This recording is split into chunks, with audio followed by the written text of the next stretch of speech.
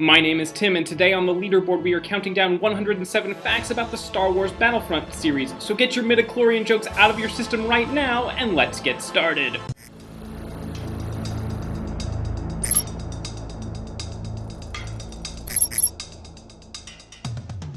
Number 1. Star Wars Battlefront is a series of team-based shooters based on the general gameplay of the original Battlefield games. Both series have kind of evolved since then, but they were really similar at the beginning. Number 2. Despite the similarities in past games, EA DICE feels that the newest Battlefront will not simply be a Star Wars-themed battlefield. Number 3. EA DICE took control of the franchise after Star Wars was acquired by Disney. Number 4. Star Wars Battlefront was originally developed by the now-defunct Pandemic Studios. Rest in peace, Pandemic. You made split-screen shooting so fun in my house, and then you made Lord of the Rings Conquest, I guess. Number 5. Before EA DICE had the property, there were other early attempts at a Battlefront 3. You can still find the alpha footage floating around. Number 6. The Battlefront series also includes two portable games, Star Wars Renegade Squadron and Star Wars Elite Squadron, not to be confused with the flight combat games Star Wars Rogue Squadron. Number 7. On November 3rd, 2015, a novel titled Battlefront: Twilight Company was released, in conjunction with the new game coming out. Number 8. Despite being living creatures, Tauntauns are often considered vehicles in the game. PETA would just have a field day with the Star Wars universe. Number 9. The first Star Wars Battlefront was released on September 21st, 2004, the same day as the Star Wars Trilogy DVD set, so huge Star Wars fan had to decide what they were going to do when they called in sick for work. Number 10. The Windows and Mac versions of the original game supported impressive 64-player matches. Number 11. Console releases could only feature 32-player matches, but they also had split screen, which is how I played it almost exclusively. Number 12. If you were hoping to relive your glory days online, well, I have some bad news for you. The Xbox Live servers for the game were shut down in 2010. The PS2 version lasted all the way till 2012, but have since gone offline as well. Number 13. The campaign mode for the Clone Wars ends well before the actual end of the Clone Wars because the third movie wasn't even out yet. Number 14. The games made regular use of video from the actual movies. Number 15. In the first game, you probably remember the 5 units the droids have available, but there's actually 6 playable droids. In the campaign, you start with regular battle droids for canon's sake. Later, they're upgraded to the normal super battle droids, at which point balance goes out the window and you win forever. Number 16. Character animations in the game were kept pretty basic and minimal to avoid taxing the hardware too much in large battles. If you remember back, you'll notice that nobody had ragdoll physics, and this is why. Number 17. The AI also makes use of a tiered system of thinking to help keep strain on the hardware down, so they didn't have too much to think about all at one time. Number 18. Many of the sounds for the game were recorded in a trip to Skywalker Ranch. Number 19. And there's a lot of recorded sounds in Battlefront 1. Over 1,200 Foley sounds were recorded. That's a lot of detail for a game where almost constantly you're just going to be hearing blaster fire. Number 20. The PS2 demo accidentally had Wookiees talking in a normal articulate voice and not the growls they typically use. A growl that, incidentally, I can't imitate. Number 21. In late 2004, Pandemic Studios released mod tools for the PC version. While they wouldn't receive official support after launch, it's a neat gesture that helped expand the game's content and longevity. Number 22. Battlefront 2 also enjoys a robust modding community. Battlefront 2 has the best mods in that it makes the greatest character in all of Star Wars canon a playable hero. And if you're wondering, who does Tim think is the best Star Wars? It's Zam Wessel. It's always Zam Wessel. Zam Wessel's the best! Oh my god! Number 23. The original Star Wars Battlefront featured 17 maps from 10 different planets. This would prove unnecessary because you really only needed Bespin and Kamino, and maybe Hoth if you were feeling a bit silly. Number 24. In the original Battlefront, there were 4 playable factions with 5 units in each, and the droids were stupid overpowered and always steamrolled the clones. Number 25. There are rumors amongst modding communities that there were plans for a 6th unit in each faction, including a Bothan spy. The Bothan spy would later make it into Battlefront 2. Number 26. Jedi and Sith NPCs were originally going to have more robust powers, but settled for just cutting up people with a lightsaber. It turns out that being invincible and having an insta-kill attack is all the power they needed. Number 27. The Battle of Geonosis had plans for generic Jedi NPCs. One of the skins for these units looks suspiciously like Darth Maul. Number 28, in the Kashyyyk Docks map, only the evil factions get vehicles. However, clever good guys can steal them. Number 29, stealing vehicles was actually true for a lot of maps. The Empire had a lot to gain by stealing snowspeeders. Number 30, unfortunately, vehicles that served as command posts couldn't be stolen, so the rebels couldn't take an AT-AT. And believe me, I've tried. Number 31, by creating a file named JubJub, you can play as a teeny tiny Ewok-sized soldier. Number 32, the Rebel Alliance is an equal opportunity employer. In Battlefronts 1 and 2, the Rebel Marksman uses a female model. Number 33, however, in both games, the kill feed for a suicide message says that the marksman killed himself. Not to mention the fact that they call the unit a marksman when it isn't a marksman, it's a markswoman, and you shouldn't tick her off because she has orbital strike lasers. Number 34, the factions for the games are mostly the same with the exception of a special unit. However, even among the regular units, there were differences in each faction. Number 35, snipers for the rebels and separatists could zoom in further. Again, droids get the best things. Number 36, rebel vanguards shot an extra rocket with each volley, but needed to reload faster. Number 37, super battle droids get rockets instead of grenades. And I know I've harped on this a lot already, but that is basically 90% of the reasons why the droids are overpowered. Number 38, if there was only one person in a multi-person vehicle, they could switch seats on the fly. This let particularly enterprising players fly a snowspeeder and operate the tow cable by rapidly switching between the two seats. Number 39, for being a mostly speedy transport, the speeder bike packed a lot of power. It was capable of bringing down infantry units in a single shot. Number 40, the droid factions are often referred to as the Separatists, the Droid Army, the Trade Federation, or overpowered trash. The last one might just be me, but they are actually listed as the CIS in the game. This stands for the Confederacy of Independent Systems, which doesn't sound like any of the other names at all. But hey, it's good to be formal. Number 41, in Battlefront 1, you can get snowspeeders above AT-ATs and attempt to land on them. However, this isn't recommended as it destroys the snowspeeder. Number 42, each faction in Battlefront 2 has a sort of home planet that they defend in Galactic Conquest. Number 43, the rebels defend Hoth. Number 44, the Empire defends Endor. Number 45, the CIS defends Geonosis. Number 46, the Republic defends Camino. And because the Star Wars community is very good about keeping track of canon, we have a quick lightning round about things in the Battlefront campaign that don't line up with the canon of the films. Number 47, droids don't have markings that line up with their movie counterparts. Number 48, Darth Vader participates in the attack on Mos Eisley personally. Number 49, in the campaign you win as the rebels at the Battle of Hoth, but the rebels don't win in the Battle of Hoth. Number 50, there are Wookiees besides Chewie as well as Dark Troopers on Endor, which should be completely impossible. Wookiees do not live on Endor and they weren't typically hired by rebels. And that was a brief lightning round. There were more canon facts, but they get real deep. Number 51, Battlefront was nominated for, but didn't win, Best Game Based on a Movie at Spike TV's Video Game Awards. The Chronicles of Riddick, Escape from Butcher Bay would take the title. Number 52, the Renvar Citadel map has strange writings in several places. This can actually be translated.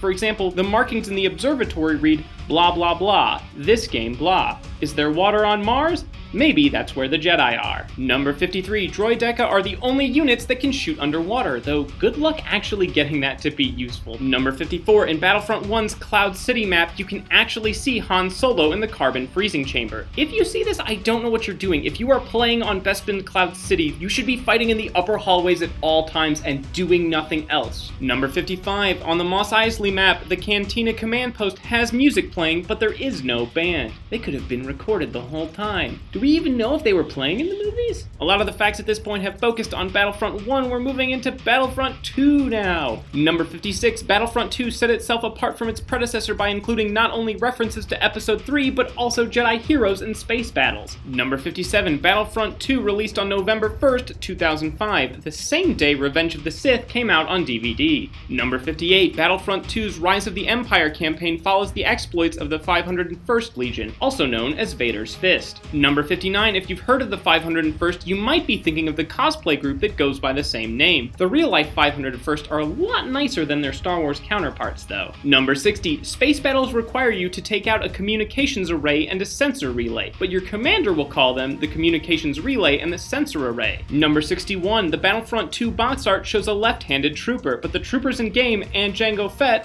their original source, are all right-handed. So who's this mysterious left-handed clone? It's Zam Wesell. It's always Zam Wesell. Number 62, in the Polis Massa map, the computers show diagrams of the Jedi Academy and Theed. Number 63, the Hero Assault mode has different music than the main game modes to help emphasize its casual nature. Number 64, Temuera Morrison voiced Jango Fett, Boba Fett, and the clone trooper that narrates the campaign, but not the in-game clones. Number 65, Star Wars Battlefront 2 currently holds the title of best-selling Star Wars games, but we'll see if that holds up after the newest Battlefront. Number 66, when a super battle droid is blown apart in Battlefront 2, the pieces are from a different type of droid, presumably to save on animation. Number 67, in Battlefront 2, the instruction manual suggests that snipers have recon droids at their disposal, but they don't. This likely has something to do with the fact that snipers did have recon droids in Battlefront 1. Number 68, in Battlefront 2's Death Star map, you can enter a trash compactor on the detention level, and it is lethal. Number 69, characters will occasionally shout things when a hero or a villain enters the fray. When Darth Maul arrives, the clones will say, "Darth Maul, what's he going to do? Bleed all over us?" Number 70, when Han Solo shows up, Imperials will say, "Hey, Solo shot first, that's not fair." Even the Imperials are extremely passionate about correct Star Wars canon. Number 71, when General Grievous shows up, "Look out, it's Major Malevolent,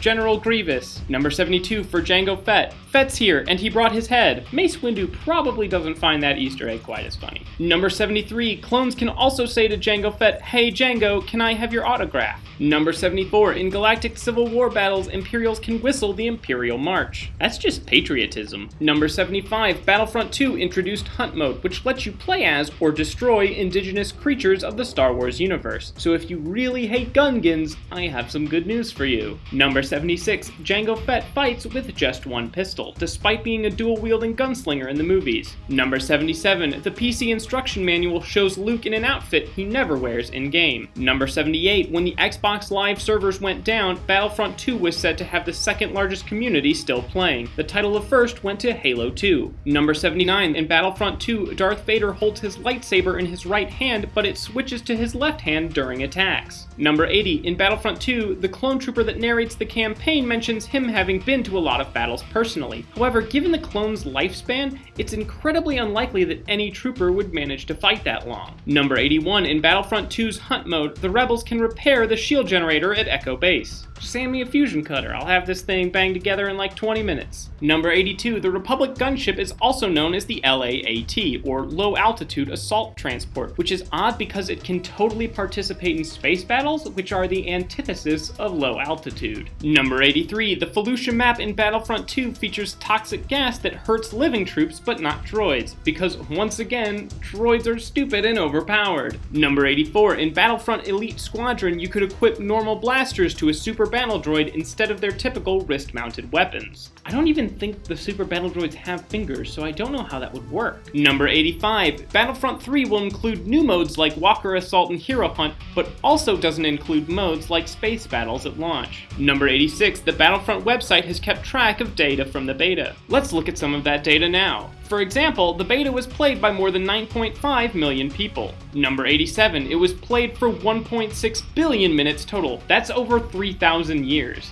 Number 88, players managed to destroy 783,392 walkers. That's 783,392 more walkers than I was expecting. Number 89, the Cycler Rifle was the most popular card customization option, which might be because it was unlocked from the get-go, or it could be because it was stupid powerful and could destroy ATSTs and felt so good. Number 90, the new Battlefront release will also feature heroic vehicles, like the Slave 1 and the Millennium Falcon. Sadly, the Slave 1 probably won't get to deploy seismic charges. Number 91, the newest Battlefront will not include the Clone War era, which is unfortunate, sure, but it also means we don't have to put up with the droids. Number 92, in fairness, the newest Battlefront will have content based on the upcoming film The Force Awakens, so it should still cover parts of two different trilogies. Number 93, the Battle for Jakku will be based on the events leading up to the 7th film. Number 94, in the first two games, some maps are exclusive to an era to coincide with canon, and others aren't. The clones never go to Echo Base because that would be ridiculous, but somehow they wind up on the Death Star. Number 95, the newest Battlefront uses 3D models that were created by scanning original props. Number 96, the survival map in the beta has Tusken Raiders hidden in the hills. Getting close to them with the jetpack can actually kill you. Number 97, original plans for Battlefront suggested that vehicles would be able to start in a land battle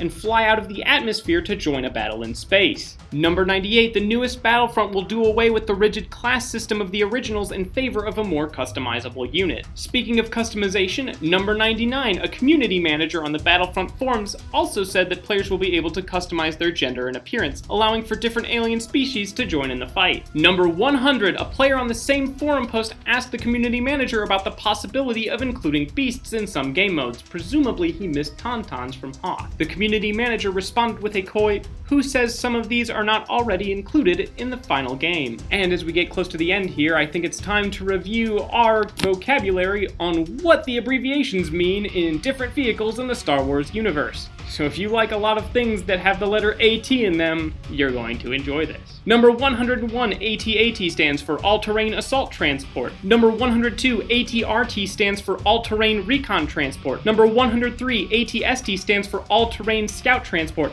How is that different from a recon transport? I don't know. Number 104, ATTE stands for All-Terrain Tactical Enforcer, so some of the T's don't stand for transport apparently, or terrain. And number 105, AAT stands for Armored Assault Tank. People in the Star Wars universe are not great at naming vehicles because what I named comes from 3 different factions. Number 106, the art team for the newest Battlefront went on research trips to filming locations to get a better sense of the environment. Before you think this is an excuse for a vacation, consider what senior environment artist Pontus Ryman had to say about researching Hoth. The trips were incredibly tough physically, trudging through waist-high snow and extreme blizzards with tripods and equipment, with the icy temperatures taking its toll on both us and our cameras. And finally, something that's very relevant to my interest, number 107, DICE has acknowledged its plan to change the Walker Assault balancing based on the beta to give the Rebel scum a fighting chance. Thanks for watching, everyone. If you like this video, you can check out others just like it over here, and be sure to check back every week where we'll be covering more on the video games you love. Also, you can let me know below in the comments that the droids in Battlefront are overpowered, but I already know it, so it's kind of redundant. Do it or don't, doesn't matter to me. So we will see you next week.